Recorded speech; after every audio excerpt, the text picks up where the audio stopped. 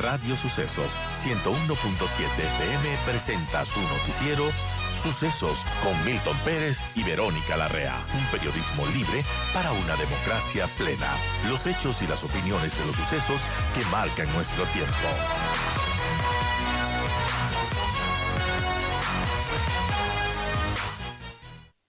Y hacíamos este análisis, o nos hacíamos eco de los análisis que hacen de la situación real del Fondo de Pensiones, que es así lo que apunta este grupo de trabajo creado por el gobierno del presidente Lasso. Entonces, empecemos un poco a definir por dónde se va a empezar a caminar. Buen día. Muy buenos días y disculpen por el problema tecnológico, estamos ya de No se regreso. preocupe. Gracias. La verdad es que esta comisión fue una manera a través de la cual a mí me pareció prudente responder el pedido del presidente de que le dé una opinión de cómo reformar el sistema de pensiones, cómo defender nuestro sistema de pensiones para que sea viable en los siguientes 50 años. Yo le dije al presidente que me parecía bueno hacerlo a través de una comisión que tenga dos características. La primera, que tenga un buen sustento técnico, particularmente del IES, pero también de las entidades multilaterales. Y segundo, que se demore unos 3 meses consultando con la población. Entonces, esta comisión va a trabajar durante los siguientes 3 o 4 meses de esa manera, y al final le vamos a dar a la sociedad, al gobierno y al sector político una propuesta de reforma legal que tendría como objetivo restablecer la credibilidad, la viabilidad, la equidad de un sistema de pensiones que sea financiable desde el punto de vista de su financiamiento interno, pero también desde el punto de vista de su impacto fiscal. Ese es el objetivo y vamos a empezar las reuniones de consulta pronto, estamos organizándonos para eso, vamos a armar un sitio web, ahí iremos reportando los avances, etcétera, etcétera. De manera que espero que esta no sea la primera vez que podemos hablar, sino que podemos conversar a lo largo del proceso. Y te agradecemos mucho porque es un tema de interés nacional y sin duda que la ciudadanía participe con sus opiniones y con sus propuestas, porque vienen de diferentes vertientes. Además, es importante, en esta mesa economista, sin duda se van a tratar temas duros, que a lo mejor sea una pelota que han empujado hacia adelante muchos gobiernos, después de una grave situación creada, muchos dicen a raíz del 2015 con la Ley de Justicia Social. Eh, Temas como aumentar la edad de jubilación, aumentar el aporte de los afiliados, incluso escindir al instituto. Sí, vamos a tener que plantearnos todas las preguntas con civilidad y con objetividad y con espíritu de bien común, ¿no es cierto? Y obviamente habrá que llegar a ver cuál es el compromiso que permite restablecer la viabilidad e integridad del sistema. Lo que yo pienso que debemos partir de la idea es que la manera más fácil de destruir el sistema es no hacer nada. Eso debe estar claro. Entonces, no tenemos opción de no hacer nada, porque no hacer nada implica destruir el sistema o cargarle al fisco con un peso que no va a poder llevar. O sea, si la solución en la mente de algunos es, bueno, mantengan todo tal como está y que el fisco se haga carga de todos los huecos, lo que vamos a tener es una crisis fiscal. Entonces, no hacer nada o implica una gran crisis fiscal o implica una imposibilidad de pagar pensiones en 2, 3 años, algo así. Entonces, hay que hacer algo y ese algo tiene que resultar de una conversación, de un compromiso, pero tiene que ser algo que además, técnicamente hablando, una vez que uno cuantifica, nos dé ese resultado. Y preguntas como la que usted hace va a tener que ser una primera pregunta. La gente no distingue entre el sistema de pensiones y quién lo administra, entre el sistema de salud y quién lo administra. Entonces, en Ecuador tenemos un sistema de pensiones y un sistema de salud, y hemos decidido hace no sé cuántos años poner esos dos sistemas bajo un solo administrador, que se llama el IES. Esa es una cosa muy extraña. En muchos países hay una institución para pensiones y una institución distinta para salud, porque son dos temas técnicamente y de política pública muy diversos. Entonces, una primera pregunta que hay que hacerles a los ecuatorianos, que nos hacemos nosotros, es, ¿no será mejor que en el futuro, en un marco legal renovado para pensiones, definamos un buen sistema y luego nos preguntemos cuál es la mejor manera de tener una institución que la administre? Y a lo mejor surge de esa conversación, ¿por qué no volvemos a algo como teníamos en el tiempo de la Caja de Previsión Social? La Caja de Previsión Social administraba el sistema de pensiones el sistema de salud estaba administrado por otro arreglo institucional? Esa es una pregunta importante que a mí me parece útil, especialmente cuando yo pienso en los trabajadores por cuenta propia. El trabajador por cuenta propia a lo mejor tiene interés en afiliarse al sistema de pensiones, pero tal vez no le interese afiliarse al sistema de salud porque tiene un seguro privado. Ese trabajador por cuenta propia ahora no le damos esa opción. O entra y se afilia a los dos sistemas con la misma entidad o no puede hacerlo de otra manera. Estos son el tipo de cosas que hay que pensar que nos pueden ayudar a aumentar la cobertura del sistema de pensiones y por tanto hacerle más viable porque van a haber más aportantes.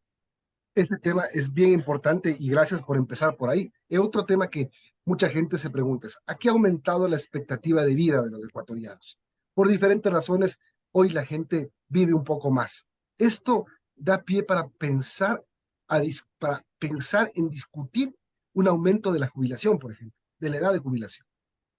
Sí, ese es un parámetro. El sistema como el que tiene el Ecuador tiene unas reglas de juego. Si tú tienes tal edad y has aportado por tantos años, tienes derecho a este tipo de pensión que se mide de esta manera. Todo lo que le acabo de decir está sujeto a reglas que se manejan con lo que se conocen como parámetros. Un parámetro es la edad de jubilación, otro parámetro es años de cotización, otro parámetro es pensión máxima, otro parámetro es la combinación de estas cosas, otro parámetro es cuántos años de sueldo se toman en cuenta para definir la pensión y otro parámetro es cuánto aportas. Entonces hay un conjunto de parámetros. Las reformas a sistemas como el nuestro, que quieren restablecer su habilidad, típicamente son un menú de calibraciones a estos parámetros. Y eso hay que hacerlo de tal forma que el resultado final genere una proporcionalidad entre lo que los afiliados aportan y lo que los afiliados van a recibir cuando se jubilen. Y vamos a poder mostrar a lo largo del tiempo de que hay muchas inequidades en el modo como está diseñado el sistema. Hay gente que aporta pocos años y tiene una pensión muy grande, comparado con gente que ha aportado por muchos años. Entonces, estas inequidades las vamos a ir mostrando en el camino con evidencia porque el sistema se diseñó de esta manera. Y el gran problema del sistema, no es el único, pero quizás el más importante es el cambio demográfico al que usted se refería, Milton. Ahora tenemos cada vez más ecuatorianos en la tercera edad. Los ecuatorianos de la tercera edad son una proporción creciente de la población total. Y los que estamos en la tercera edad estamos viviendo más. Entonces, el sistema ya quedó en desequilibrio frente al cambio demográfico. Tenemos un sistema, cuando uno hace los números, nuestro sistema está diseñado para que por lo menos hayan 8 aportantes para pagar la pensión de un jubilado. Y en la realidad solo tenemos 5. Y en el futuro solo tendremos 3 aportantes por cada jubilado, a menos que hagamos cambios. De manera que el cambio demográfico, si bien no es la única razón, es la principal razón por la cual el sistema está en problemas. 8:33, estamos hablando con Augusto de la Torre. Él encabeza esta comisión creada para buscar cambios en el sistema de pensiones del IES. Un tema sin duda muy importante. Gracias, Augusto de la Torre. Le saluda Verónica Larrea. Y yo quiero preguntarle sobre la metodología, porque usted ha mencionado que parte de esta metodología de trabajo de la comisión es dialogar con la sociedad civil, recibir aportes de expertos locales, internacionales, la academia. La pregunta es cuándo y cómo van a recibir esos aportes ciudadanos. Estamos justamente ahora, Verónica, armando nuestro calendario. Lo que esperamos es que cada semana podamos anunciarle a la población con qué grupos de la sociedad civil nos vamos a reunir. Nos interesa sobremanera, por ejemplo, reunirnos con representantes de los trabajadores, con representantes de los empleadores, con los jóvenes. A mí lo que más me angustia son los jóvenes, porque los que van a pagar los platos rotos de cualquier problema e incluso los que más van a tener que pagar cualquier reforma que se haga son los jóvenes, porque los sistemas de pensiones como el nuestro implican un contrato social entre generaciones. Yo, joven, me comprometo a pagar tu pensión cuando seas viejito y espero que los jóvenes que vienen detrás de mí paguen la pensión cuando yo sea viejito. Ese es el contrato social que tenemos, pero lo hemos armado de tal manera que les estamos pasando una cuenta durísima a los jóvenes. Entonces, a mí me interesa conversar mucho con los jóvenes. Personas que están entre 20 y 40 años de edad me parece que son los que más interesados deben estar en tener un sistema que les dé confianza para los siguientes 50 años. Entonces, sí, queremos conversar con todos los lados de la sociedad Esta mañana me levanté y me mandaron un tuit que dice que los representantes del FUT quieren ir a marchar a las calles para defender el sistema. Yo les invito a que vengan a ayudarnos a nosotros a defender el sistema, porque coincidimos en el objetivo. Hay que defender el sistema de pensiones. Un sistema de pensiones no solo para los que ya están jubilados, sino para los que van a jubilar a futuro. Entonces, coincidimos en el objetivo. Lo que les invitamos es que vengan a reunirse con nosotros. Entonces, lo vamos a hacer también en varias ciudades, Verónica. Todavía esto empezó hace una semana, entonces estamos organizándonos, vamos a montar un sitio web y vamos a documentar todas estas cosas ahí, de manera que esperamos que la transparencia ayude a que la gente tenga confianza a conversar. Y lo que queremos es que las conversaciones sean cívicas y propositivas, que la gente venga, a ver, explícame este problema mejor, ya entiendo por qué no pensamos hacer esto. Y ese es el tipo de conversación que quisiéramos tener. Ahí justamente yo le quería preguntar ese tema que usted acaba de topar, el tema del FUD y de algunas organizaciones sociales, que lo primero que hicieron cuando vieron que se creaba una comisión, es decir, ahí va el tema de la privatización de la seguridad social en el Ecuador. ¿Hay oportunidad, hay posibilidad alguna de que esto ocurra? Constitucionalmente estamos gobernados por una constitución que dice que la seguridad social no se privatizará. Y nosotros no vamos a hacer ninguna propuesta que implique la privatización de la seguridad social por una simple razón. El sistema de pensiones de un país es política pública, no es política privada. Es una decisión de la sociedad de cómo vamos a protegernos y autoasegurarnos y ayudarnos en la vejez. Entonces, por definición, nunca es el sistema de pensiones privado. Incluso si lo administra el sistema privado como en Chile, que tampoco estamos pensando en una cosa como Chile, pero incluso si el sistema privado lo administra, las pensiones siguen siendo parte de la política pública. De la misma razón por la cual, cuando el Ministerio de Transporte contrata a una empresa privada para que haga la carretera, no quiere decir que esa fue una acción privada, sigue siendo una acción del Estado asociada a la infraestructura pública. Entonces, yo creo que sobre eso no debería haber ningún temor. Lo que estamos pensando es que, y hemos dicho, en el compromiso que le escribimos al presidente, dijimos, vamos a hacer una propuesta que sea consecuente con la Constitución. Y la Constitución, primero dice que no hay que privatizar, pero también dice que hay que tener un sistema que respete principios que son sensatos, que respete el principio de eficiencia, el principio de viabilidad financiera, el principio de suficiencia, el principio de equidad. Entonces, claro, vamos a tratar de hacer una propuesta consonante con esos principios. Y en ese sentido, la palabra que usa los dirigentes del FUT para llamar a una manifestación, vamos a defender el sistema. Justo es lo que estamos tratando de hacer nosotros. Lo que queremos es evitar que el sistema se destruya. Entonces, como coincidimos en el objetivo, creo que vale la pena reunirse para conversar.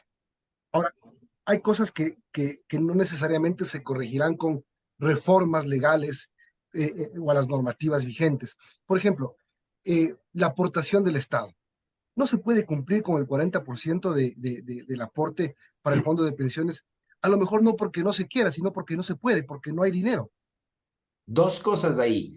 Es muy posible que el Estado no pueda contribuir en el futuro con ese 40% porque ese monto va creciendo y le está haciendo un hueco al proceso fiscal. Pero hay un tema adicional que los ecuatorianos no conocen, y es que incluso si el gobierno pagase el 40%, no alcanza para cubrir la deficiencia en el hueco entre aportes y pago de pensiones. Entonces tenemos un problema complicado ahí. Y por eso otra pregunta que tenemos que ponerle a la ciudadanía, a la sociedad, es la siguiente. ¿Cuál debería ser el compromiso fiscal con el sistema de pensiones? ¿Y en dónde? Y eso es importante porque el compromiso fiscal sale de los impuestos. Los impuestos los pagamos todos los ecuatorianos. Pero esa contribución fiscal al sistema solo va a 1/3 de la fuerza laboral que está afiliada. Entonces es una importante decisión social. Si la totalidad de los que pagan impuestos quieren hacer una transferencia que beneficie solo a 1/3 de la población. Visto esto, vamos a tener dos opciones y vamos a tener que encontrar un camino intermedio, me parece. La una opción será, el fisco no tiene por qué hacer ningún aporte, aparte del que hace como empleador, que ya lo hace, no tiene que hacer ningún aporte adicional y el sistema tiene que autofinanciarse. Esa será una posición extrema. Y la otra posición extrema será el fisco tiene que absorber cualquier déficit en el sistema. Ninguna de las dos tiene mucho sentido. Vamos a tener que encontrar algo sensato en la mitad y vamos a tener que conversar de cómo definimos ese compromiso fiscal, de tal forma que sea un compromiso programable, predecible, presupuestable, etc. Y a la luz de entender cuál sería, cómo definimos el compromiso fiscal, tenemos que pensar entonces ahora cómo hacemos que el sistema sea viable y qué cambios adicionales hay que hacer. Perfecto. Gracias por todo este inicio del análisis, por compartirlo con nosotros y le pido por favor que nos informe. Vamos a estar llamándole en este proceso porque es importante que la gente conozca y participe. Si podemos aportar en algo, aquí estamos. Gracias, doctor. Muchas gracias, Milton.